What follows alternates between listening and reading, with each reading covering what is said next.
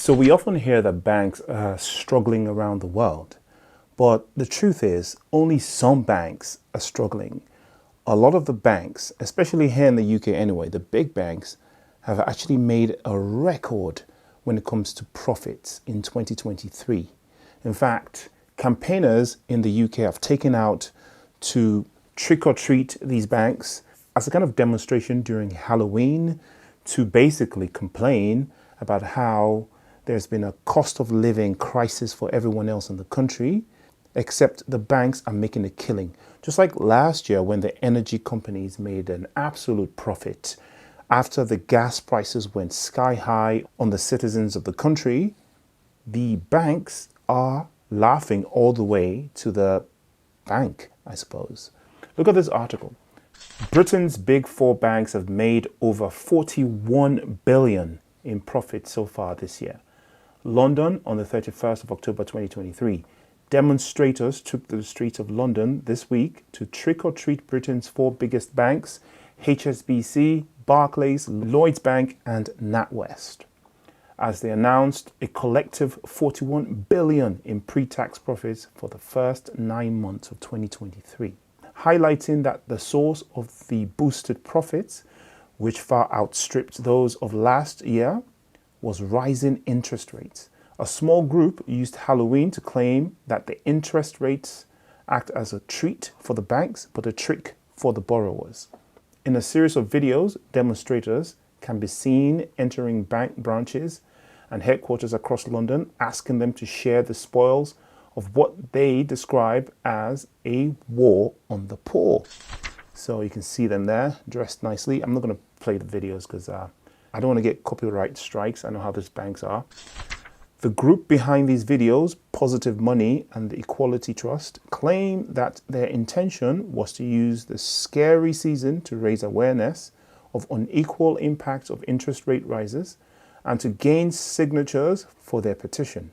So I'm going to leave a link to the petition in case you guys are interested in signing, which call for a windfall tax on bank profits, similar to the one on energy companies that has gained over 7,000 signatures so far. So like I said before, energy companies, especially last year, made an absolute killing when it came to profits. Record profits, 80 billion, 70 billion. And this was like individual companies making these ridiculous numbers. On the other hand, the citizens of the country, a lot of people had to decide whether or not to pay for gas or to eat. Positive Money estimates that this could raise at least 20 billion pounds this year and help to redress the inequality rate rises cause by redistributing the funds to the households that need them most. When profits are up almost 400% in 2020, there can be no doubt that it is interest rate rises making banks rich. NatWest may have registered the small Q3 profits of the big four at 1.3 billion, but it saw the biggest improvement in its performance with 4.9 billion it made so far this year, surpassing its 2022 equivalent by 1,286%. They did a 12x in profits. Imagine that.